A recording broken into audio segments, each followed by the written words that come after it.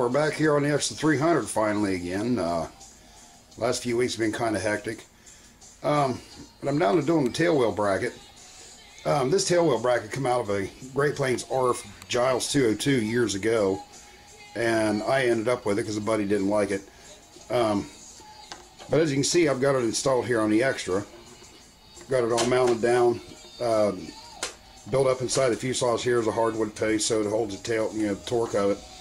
And then you have the spring rigs, as I call them, right here. And this is not from a kit. This is all just thought up and made by itself.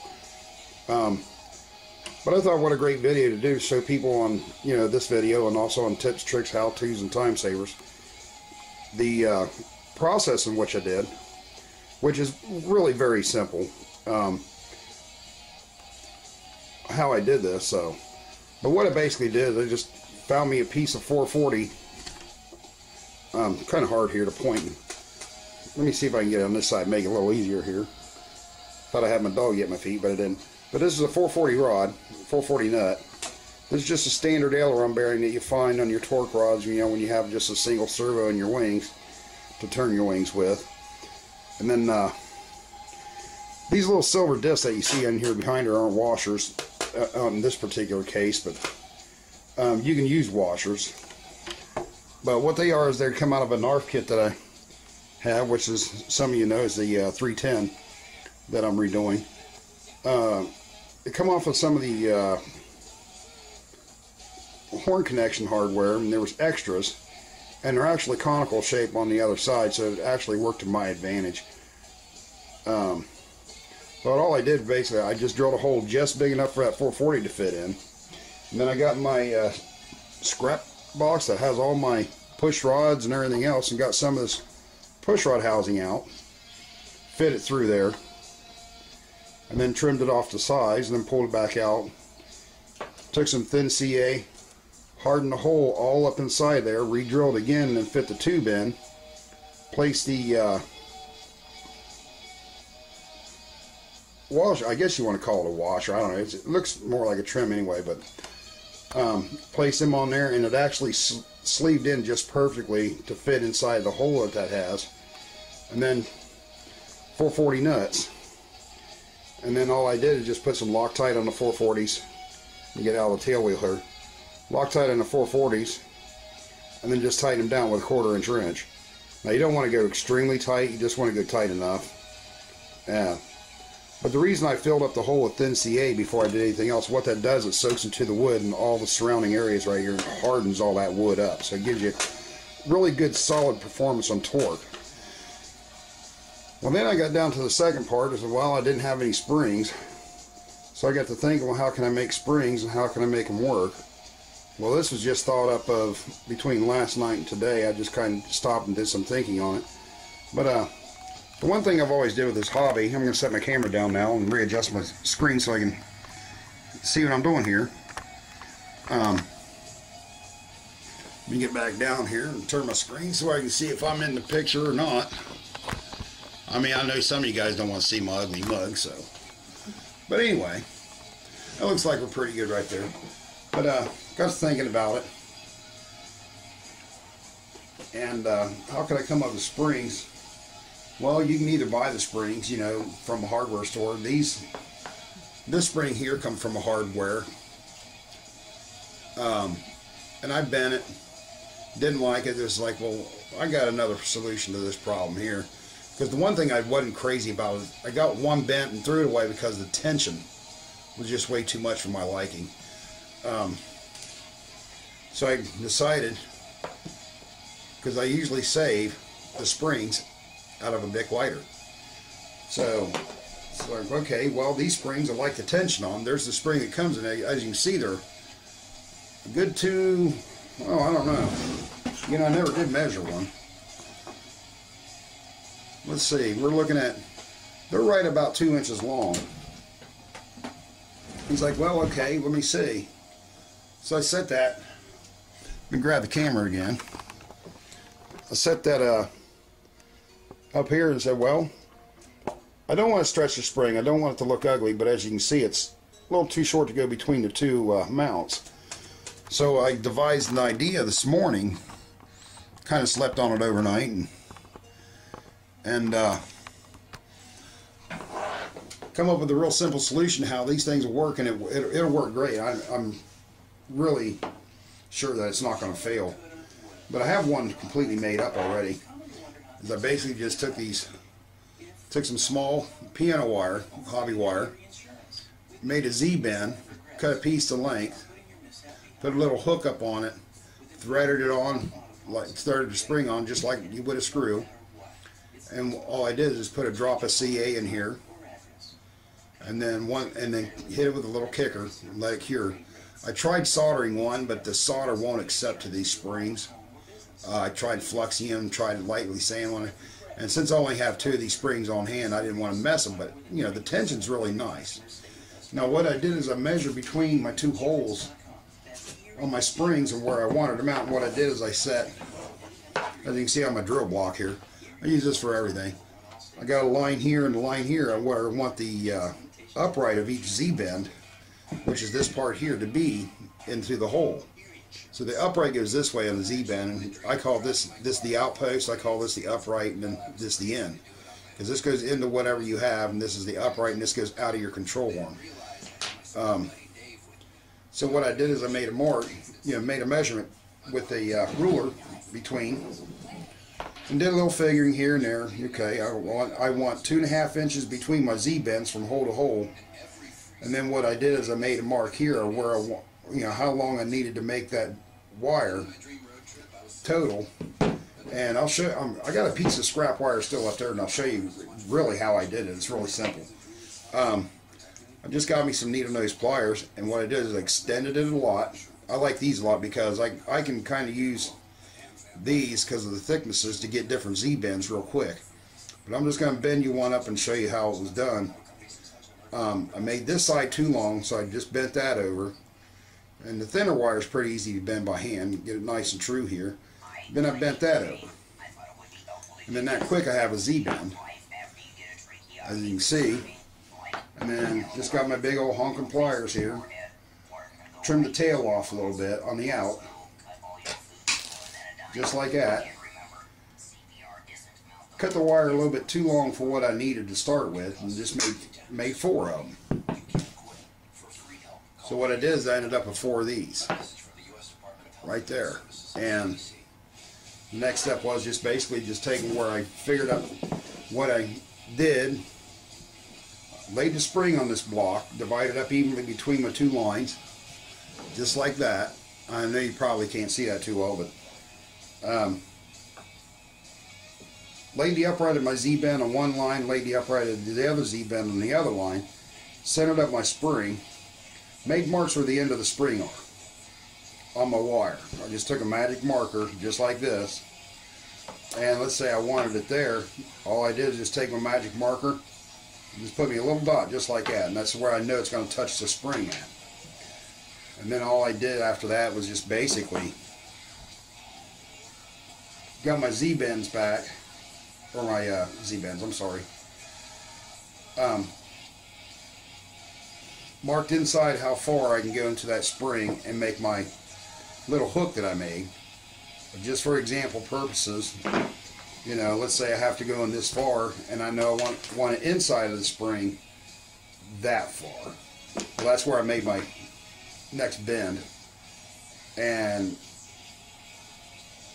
what I did is I laid my Z-bend and my pliers that way and bent it up flat. That way I have one complete flat piece, and it just takes one bend.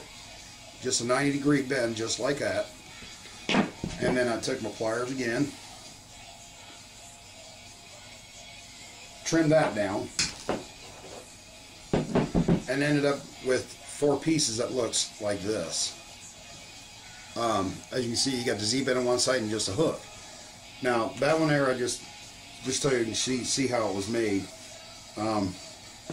Somewhere hiding around all this, there they are. These are the 2 pieces I'm actually using in this, and the way I got it to hold into the springs, I just threaded it right over like that, and then I push on the spring and twist at the same time. You can see it follows right over, and I just went absolutely too far on purpose. and then just kind of pull the spring and push. And now you can adjust that thing in and out, as you can see, just by turning the spring to get your length set up. Now I know I want to start off roughly right in that area, and then I just took and did the same to the other. Put it on there, push and twist, pull it over, and then basically just unscrew it or screw it in to where you need it. And all I did is just lay it back on my block. I held one Z down to where it needs to go. Wow, I couldn't do that again. Okay, it's time to go play the lottery. I need to go have the wifey get 4 quarters out, because I actually set that exactly right. But I put the upright of the Z on my one mark, upright of the Z on the other mark, and I made my Z's both go exactly the same way as you've seen in the one I got finished here. But that quick is how I made my tail spring. And since I got that one right on the money, I'll just go ahead and finish it up. I just kind of centered it up as best I could. And then I got some regular medium CA. Without twisting my spring or anything, just kind of straighten it up on there. But all I did was just inside the spring here, about out of glue here. So I just let it drip down into the spring. Make sure I get it all around in that spring. Then a little drop here in the front. Let that kind of soak through on its own to get all covered in there. I don't know if you can see that or not. And then once that's all worked its way into the spring, I do the same to the other side. Now the important thing is here, you got to have both springs the same length. There's no ifs, ands, or buts. So you might have to do a little adjusting back and forth. A little too much glue there, but just dot off a little. But once I got that, I took my trusty kicker here. Just cured each one, just like that, ensuring that they're still flat with each other. You know, you still want them leveled off. And once that kicker hits for a couple minutes here, I've got some on my fingers, so I'll roll my fingers around it to help it cure off. And that looks pretty good there. Let me get my rag here. Now that part's done, I'm just going to take some more fire. I'm going to take them, and this little tail that hangs out, trim it off as close as you can without damaging anything. So that's the one part I really love, when them things fire off of there and sting your hand. But the wife gets mad when I aim them at her across the room, so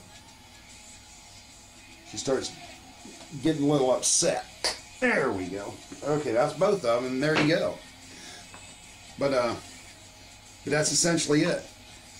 And there's your tail wheel springs. Now, to put them on, if I can get her to come over with the camera, just come over here and pick it up. Ms. TNT RC Nuts. The other dastardly half of this dynamic duo, I guess you want to call it. Let me turn that for you. Put your hand up in there. Now, I want you to come up here to where we can see how these springs are put in. What I'm going to do is turn the model back over. Give me just a second here. Can you get right here? Can you see that all right?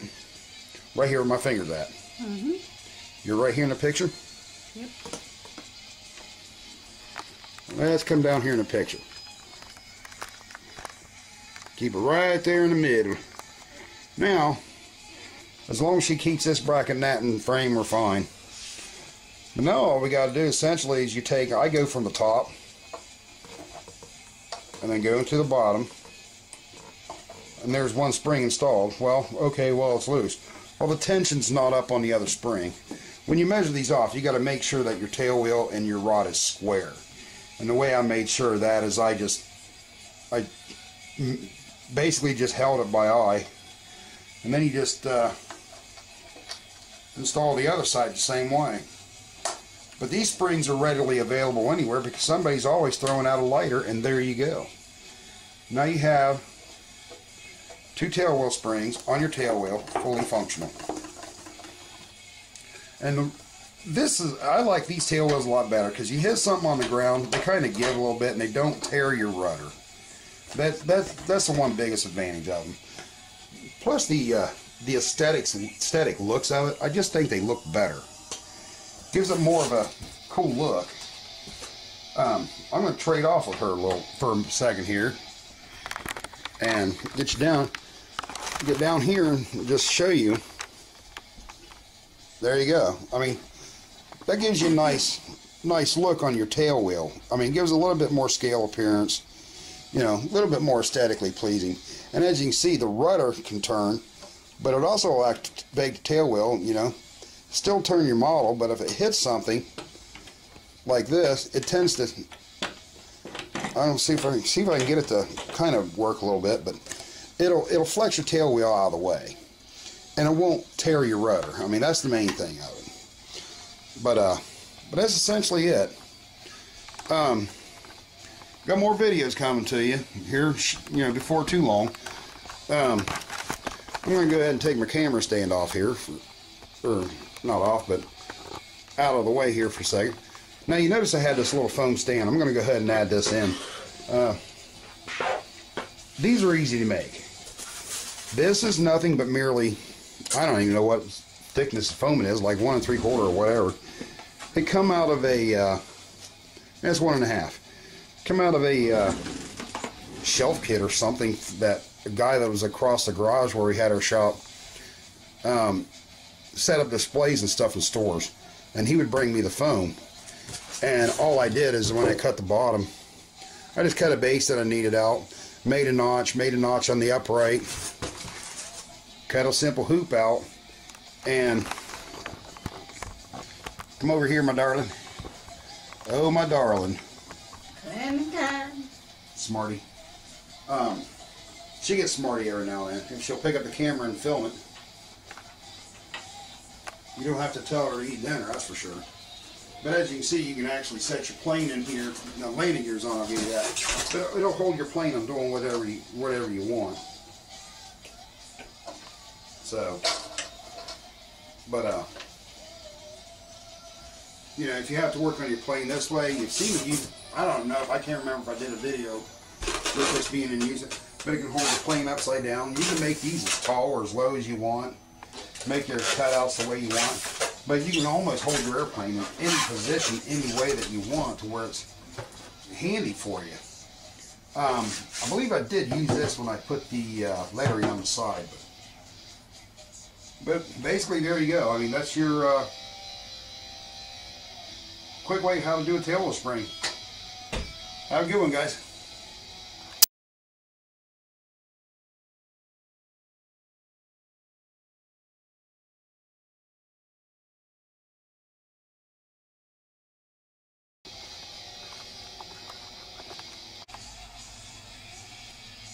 Okay, here we are at the end of this video.